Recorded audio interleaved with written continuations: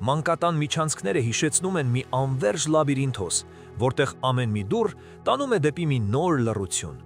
Դա մի առանձնահատուկ, ծանր լռություն է, որը չի գալիս ձայների բացակայությունից, այլ չասված խոսքերից ու չստացված գրկախառնություններից։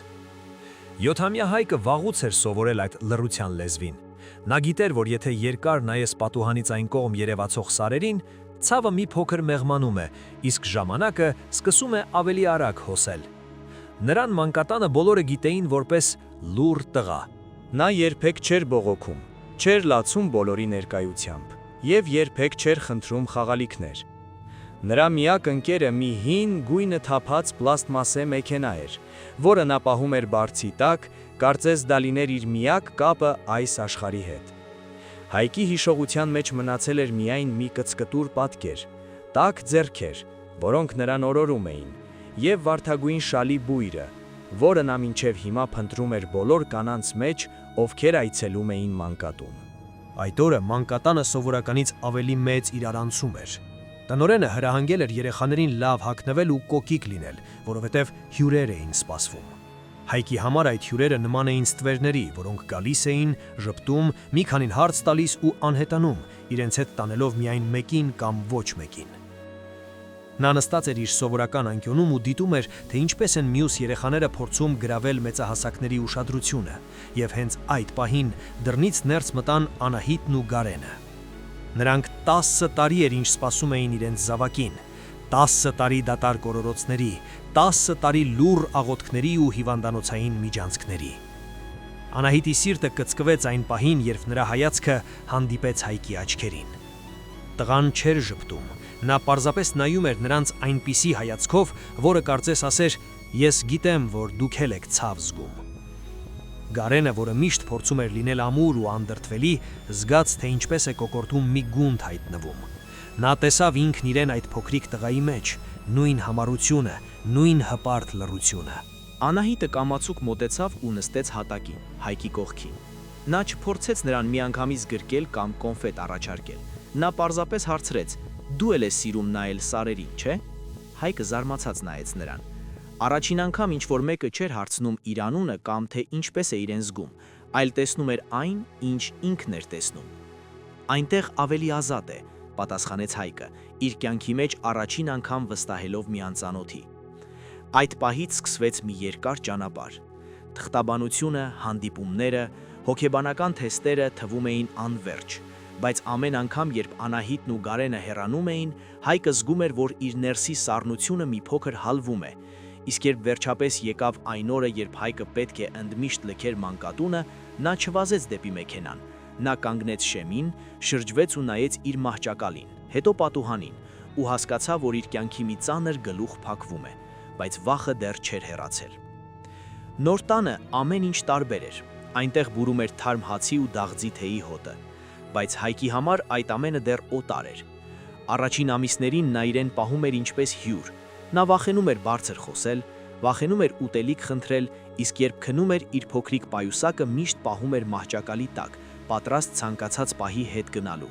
Մի օր Անահիտը սենյակը հավաքելիս բարձի տակ գտավ չորացած հացի կտորներ, նրա սիրտը կտոր-կտոր եղավ։ Նա հասկացավ, որ Հայկը դեռ չի հավատում, որ սա իր տունն է, որ այստեղ հացը երբեք չի վերջանալու և որ իրեն այլևս ոչ ոք չի լքելու։ Անահիտը նստեց Հայկի կողքին ու ասաց. «Հայկ, տեսնում ես այս բակում աճող ծիրանենին։ Այն շատ երկար ժամանակ չէր ծաղկում, որովհետև սպասում էր քեզ։ Հիմա այն քոնն է, ինչպես այս տունը, ինչպես մեր սիրտը։ Դու այլևս պետք չէ պահես այս հացը, որովհետև մենք միշտ միասին ենք լինելու»։ Սակայն ամենամեծ փորձությունը դեռ առջևում էր։ Դպրոցում երեխաները երբեմն կարող են լինել դաժան։ Մի օր Հայկը տուն եկավ պատռված շորերով ու կապտուկներով։ Դասընկերներից մեկը նրան ասել էր, որ նա իրական երեխա չէ, որ նրան պարզապես վերցրել են ու ցանկացած պահի կարող են հետ տալ։ Այդ խոսքերը բացեցին Հայկի հին վերքերը։ Նա սկսեց գոռալ, ջարդել սենյակի իրերը, նա ուզում էր ցույց տալ իր ամենավատ կողմը, կարծես փորձության ենթարկելով Անահիտին ու Գարենին։ «Դուք իմը չեք, ես ձեզ չեմ սիրում, հետ տարեք ինձ այնտեղ, որտեղից բերել եք», գոռում էր նա հեկեկանով։ Գարենը չբարկացավ։ Նա մոտեցավ, ամուր գրկեց տղային, թույլ չտալով, որ նա իրեն վնասի։ Նա թույլ տվեց, որ Հայկը թափի իր ամբողջ ցավն ու զայրույթը իր ուսին։ Գոռա որդիս, եթե պետք է հարվածիր ինձ, բայց իմացիր, ես երբեք քեզ բաց չեմ թողնելու։ Դու իմ որդին ես ոչ թե թղթով, այլ իմ հոգով, շշնջում էր Գարենը։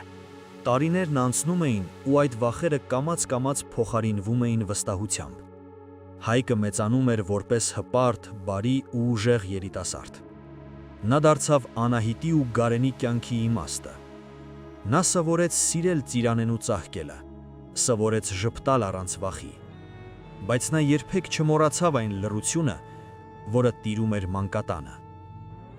18 տարեկանը լրանալուն պես Հայկը մի օր նստեց ծնողների կողքին ու ասաց, որ ուզում է գնալ այնտեղ։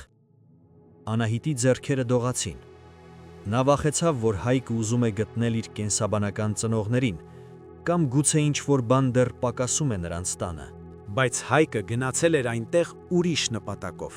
Նա վերադարձավ տուն իր հետ բերելով մի լուսանկար։ Լուսանկարում մի փոքրիկ տխուր աչքերով աղջկնակ էր։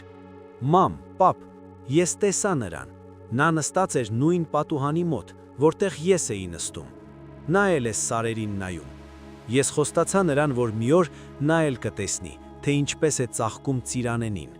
Անահիտն ու Գարենը նայեցին իրար ու հասկացան, որ իրենց տված սերը ոչ միայն փրկել էր մի երեխայի, այլև ստեղծել էր մի շղթա, որը չէր կտրվելու։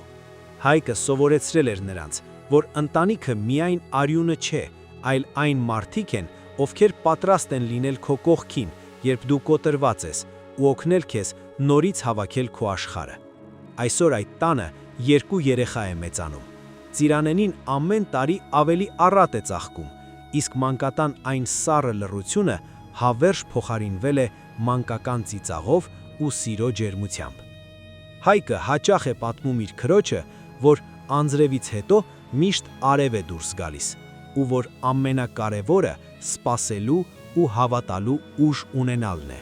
Նրա պատմությունը ապացույցն է այն բանի, որ սերը կարող է բուժել ամենախորը վերքերը, եւ որ աշխարհում չկա ավելի հզոր ուժ, քան այն ձեռքը, որը մեկնվում է քեզ հենց այն պահին, երբ դու կարծում ես, թե մենակ ես այս մեծ ու սառը աշխարհում։ Եվ ամեն անգամ, երբ նա նայում է Անահիտին ու Գարենին, նա տեսնում է ոչ թե մարդկանց, ովքեր իրեն որդեգրել են, այլ մարդկանց, ովքեր իրեն կյանք են պարգևել երկրորդ անգամ։ Սա մի պատմություն է, որը չունի ավարտ, որովհետև սերը, որը սկսվել է այդ օրը մանկատանը, կշարունակվի սերնդես սերունդ, որպես հիշեցում, որ յուրաքանչյուր երեխա արժանի է ունենալու իր տունը, իր ծիրանենին և իր սեփական հրաշքը։